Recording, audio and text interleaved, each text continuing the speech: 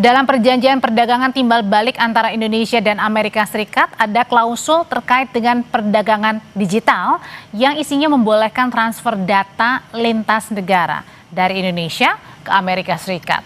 Apa implikasi atau dampak dari kesepakatan transfer data tersebut dan bagaimana dengan jaminan keamanan juga perlindungan data-data yang ditransfer ke Amerika? Kita ulas masalah ini bersama dengan founder Freedom Institute yang juga staf sus Menko Perekonomian Rizal Malarangeng. Pak Rizal, selamat malam.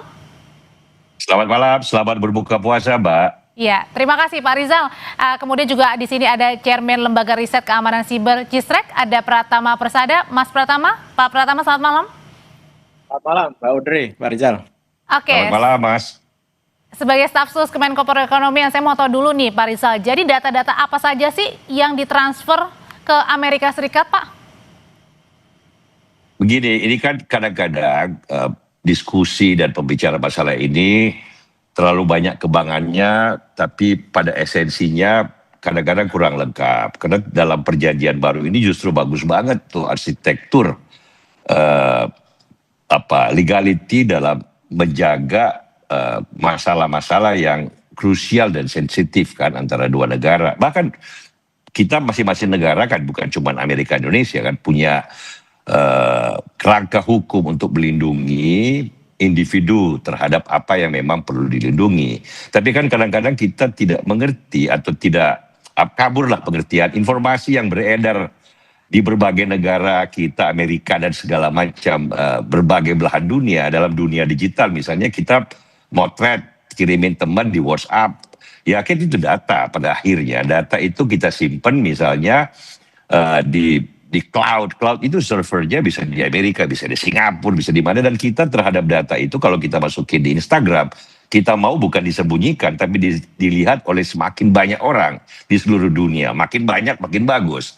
Nah, dalam pengertian itu bukan arsitektur seperti itu yang dimaksud. Perlindungan itu misalnya kita kalau ngirim pesan kepada teman di WhatsApp itu kan encrypted. Dia tidak bisa dibuka sembarangan oleh semua orang. Jadi kalau masalah keamanan cyber itu bagus sekali poin tadi ahli. Itu kan undang-undang internal kita kan. Tapi kan kita juga sudah punya undang-undang lain tuh yang menjaga kedaulatan pribadi ya terhadap data. Misalnya tabungan. Ya kan, kita nggak boleh sembarangan orang bikin buka tabungan kita, tapi kan ada beberapa. Jadi data-data apa saja Pak? Coba mungkin bisa digambarkan kepada kami supaya kami mendapatkan perspektif yang jelas dan baik. Jadi data-data apa nih yang dibawa untuk kami? Tidak hanya dibawa ke Amerika dalam pengertian itu, bukan.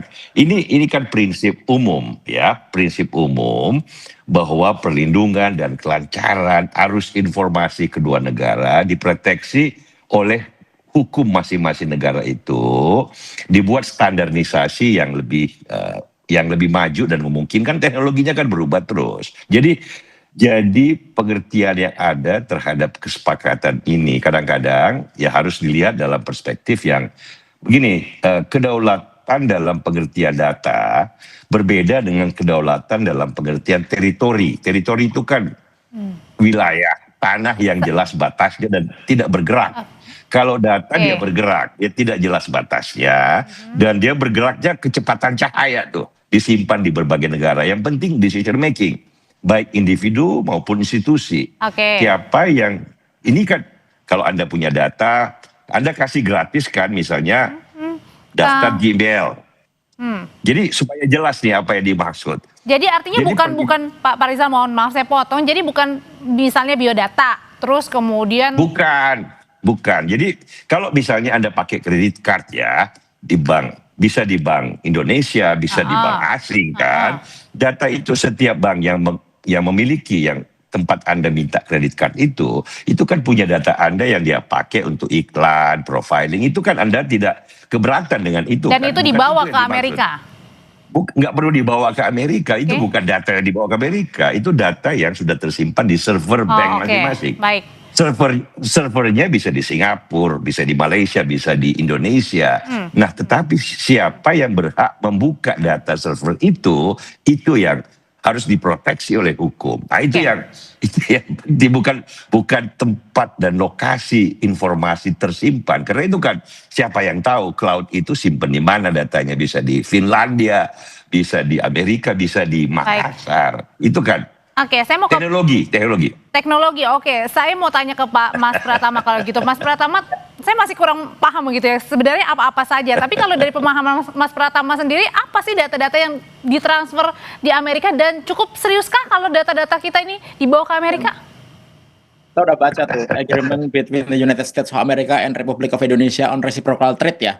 Di artikel 3.2b gitu, facilitation of digital trades gitu, itu apa namanya disepakati tuh bahwa nanti akan ada pemerintah kita harus memastikan data transfer gitu, transfer data dari Indonesia. Ya. Yang dimaksud di sini data pribadi sebenarnya ya gitu. Secara elektronik lintas batas itu harus trusted untuk kepentingan bisnis. Tadi Pak Rizal sudah menyampaikan sebenarnya ada bagusnya juga gitu. Kenapa? Karena memang di sini dibutuhkan kepastian hukum gitu. Nah, di Indonesia saya tidak setuju dengan yang pertama tadi dibilang kita kurang apa namanya dasar hukum ya. Kita udah banyak nih, kita punya undang-undang nomor 7 tahun 2022 tentang pelindungan data pribadi. Itu yang sebenarnya kalau misalkan kita mau agar pertukaran informasi antara Amerika dengan Indonesia ini bisa berjalan dengan aman, ini harus dilaksanakan dengan baik. Nah, jadi yang masalah adalah undang-undang ini sejak tahun 2022 disahkan 17 Oktober itu sampai harusnya 17 Oktober 2024 diimplementasikan, sampai sekarang belum diimplementasikan. Kenapa? Karena Badan Pelindungan Data Pribadi belum dibentuk oleh Presiden. Oleh karena itu,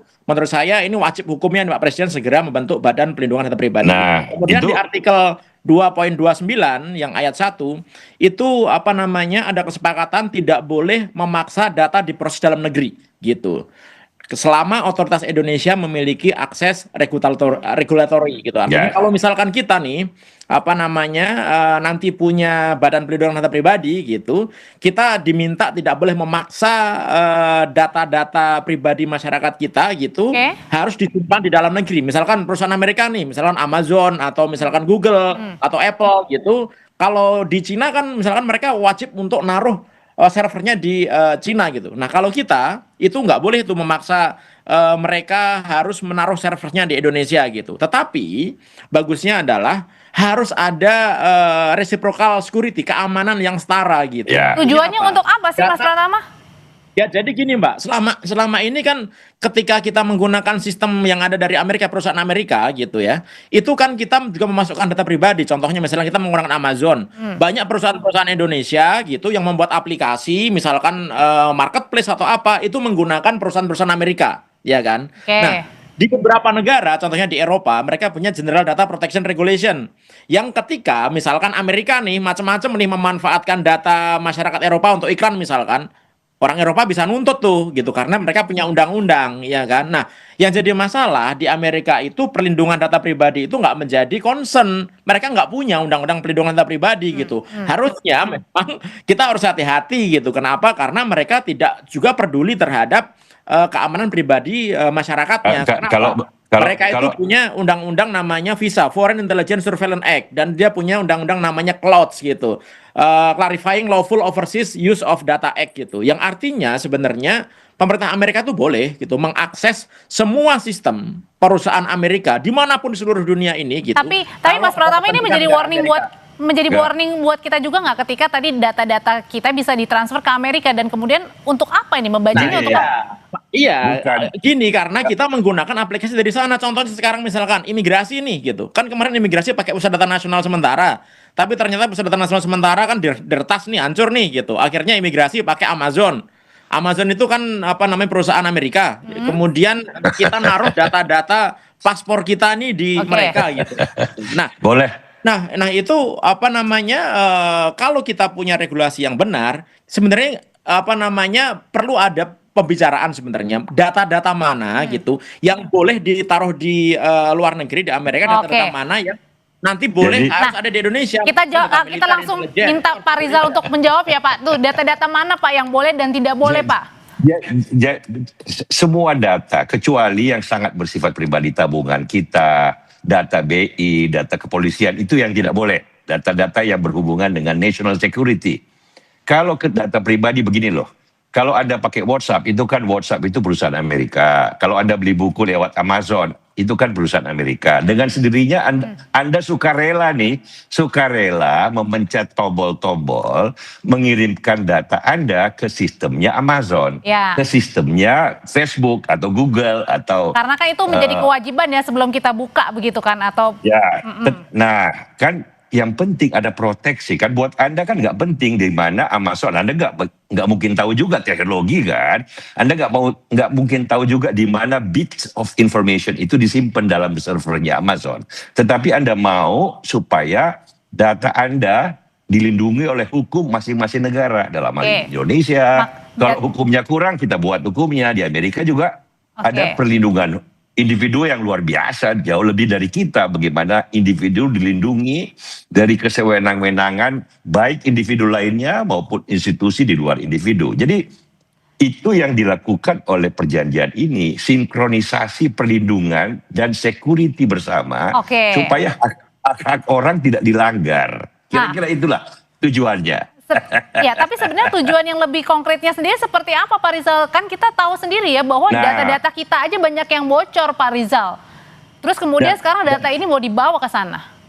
Ya, bukan kan data kalian bocor itu karena kalian dengan sengaja memakai aplikasi yang di Amerika punya kan. Bukan bocor tapi dengan sukarela. Tidak bayar lagi pakai terus pembedanya berarti pakai WhatsApp loh. Jadi pembedanya itu adalah hukum, kan sudah di klausulnya sudah jelas menurut hukum masing-masing negara. Nah, jadi kalau Anda mempersoalkan yang tidak sepenuhnya dalam perspektif yang benar kan susah. Karena ini kadang-kadang berdebatnya tentang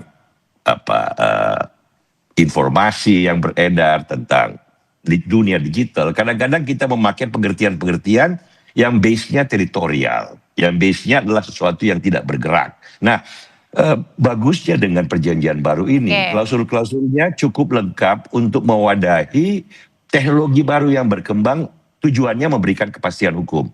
Supaya hubungan perdagangan, hubungan digital kedua negara ini menjadi lebih tertata secara arsitektur hubungan yang baik gitu loh. Jadi adanya justru memberikan perlindungan tadi kata Pak Rizal ya, dan juga memberikan kepastian Pak Pratama. Jadi artinya ini tidak perlu dikhawatirkan.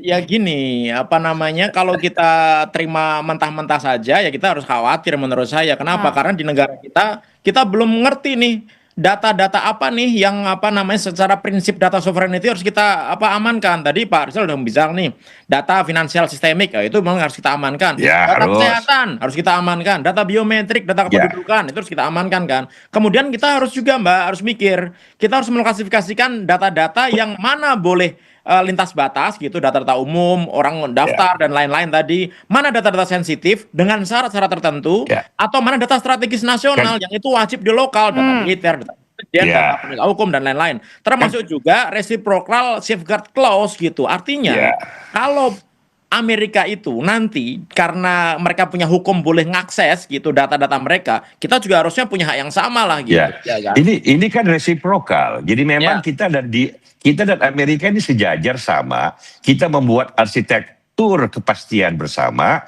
menurut hukum masing-masing, kan sudah dikatakan dalam klausulnya. Jadi artinya tergantung kita.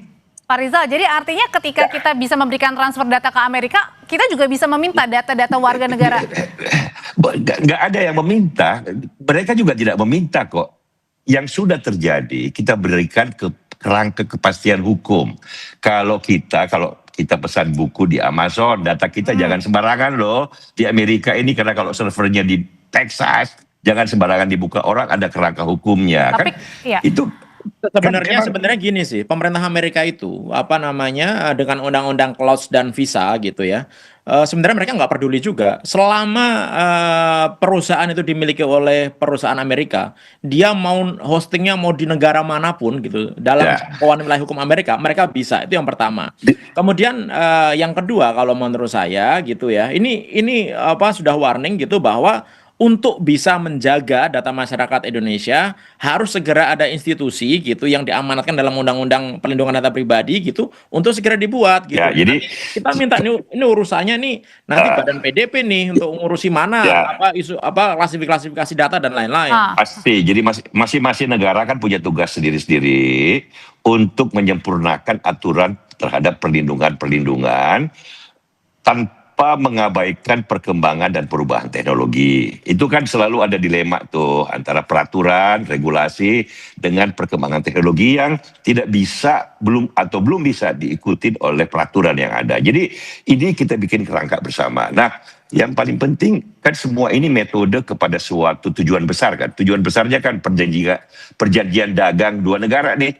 Satu negara dengan 30 triliun GDP, Amerika Serikat terbesar pasarnya di dunia. Pak Rizal. Satu kita, sebentar saya selesaikan. Ini penting. Baik. Jadi ini tujuan akhirnya. Demi kesejahteraan rakyat kita yang masih harus mengejar kemajuan 1,5 triliun GDP dengan 30 triliun, maka kepentingan kita membuka seluas-luasnya pasar bagi kedua negara. Sekarang kan surplus perdagangan kita surplus loh, 19 miliar dolar. Nah, kita ingin supaya dalam dunia perdagangan yang lain, dalam dunia digital, dalam dunia informasi, struktur yang produktif yang menguntungkan kedua negara sambil memberi kepastian hukum, itu terjadi. Nah, inilah tujuannya dari perjanjian ini dalam aspek yang digital yang dibicarakan hari ini. Pak Rizal, oke, berarti artinya bisa disebut juga data-data kita ini menjadi alat komoditas diperdagangkan begitu. Kemudian makanya terjadi perjanjian. Begini, Mbak, data kita itu ya yang dalam pengertian Anda bukan cuma diperdagangkan di Amerika, di Indonesia juga iya, bank-bank Indonesia, toko-toko Indonesia begitu Anda beli barangnya, begitu Anda masukin ke bank-bank dimanapun kan mereka manfaatkan secara produktif ya, manfaatkan secara bagus bukan ngakalin untuk melihat bagaimana semakin memberi kepuasan kepada konsumen sambil menawarkan produk-produk baru. Itu kan bukan Amerika aja yang bikin. Kalau menurut saya begini, data pribadi itu termasuk hak asasi manusia. Artinya apa? Itu perlu dilindungi. Pemerintah perlu melindungi begitu ya kan. Dan ini sudah dilakukan di banyak negara. Nah, yang jadi masalah adalah Amerika ini memang kadang-kadang suka nakal. Contohnya misalkan tahun 2016, bagaimana ada 1 juta data Facebooknya orang Indonesia dimanfaatkan oleh Cambridge Analytica gitu ya. Untuk itu bukan Amerika kalau masalah. Itu Inggris bukan Amerika. Ya, untuk kampanye Donald Trump saat itu Pak Rizal. Iya, tapi itu kan perusahaan Inggris. Ya, perusahaan Inggris datanya ada di Facebook, Pak. Ya, maksud saya begini. Artinya apa? Artinya gini, kalau menurut saya gitu. Sebenarnya kita sama Pak Rizal gitu. Bahwa kita ini perlu melindungi data pribadi masyarakat kita. Gitu. Karena bagaimanapun juga ternyata sekarang ini banyak scam, banyak penipuan, banyak kerugian itu gara-gara datanya bocor gitu. Nah, sampai saat ini tidak ada satupun baik institusi pemerintah ataupun institusi swasta gitu ya, yang kedapatan membuat datanya itu bocor dan kelalaian, itu dikasih sanksi. Sama sekali. Gitu. Oke, tapi apakah dengan adanya transfer data ini yang dibilang tadi katanya adalah sebenarnya gunanya adalah untuk melindungi data-data kita, apakah kemudian ada jaminan juga ketika data-data ini ditransfer ke Amerika Serikat, maka data kita bisa terlindungi, bisa aman dari scamming dan lain-lain ini, data kita bocor? Ya, ada dua macam. Yang pertama adalah data misalkan kita sebagai konsumen ya, kita konsumen misalnya tadi Pak Rizal bilang Amazon gitu. Nah, ketika kita menjadi konsumen artinya ya pengamanannya kita gantungkan kepada si Amazon itu. Mau mengamankan pakai sistem apa? Yang pasti kita harus tahu bahwa standar keamanannya sana itu tidak kalah dengan standar keamanan yang ada di Indonesia. Yang kedua adalah data yang memang kita sengaja store gitu ke perusahaan Amerika, misalnya Clouds Amerika di Google Clouds, kemudian di Amazon Clouds dan lain-lain. Nah, itu kita harus mengamankan, ya kan? Mengamankan datanya dengan cara apa? Dengan melakukan enkripsi, melakukan penyandian sendiri data kita sehingga kalaupun disimpan di perusahaan Amerika, kalau mereka mau ngiseng mau ngambil datanya nggak bisa karena sudah di-encrypt dengan sistem yang kita miliki gitu.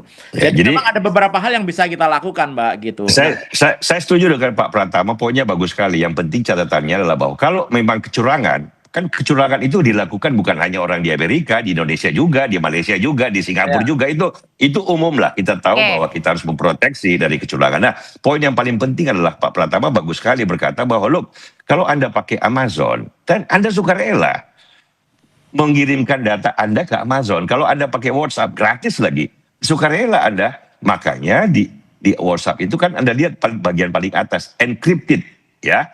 Artinya kodenya itu hanya bisa dibuka atas seizin Facebook atau perusahaan yang memiliki WhatsApp,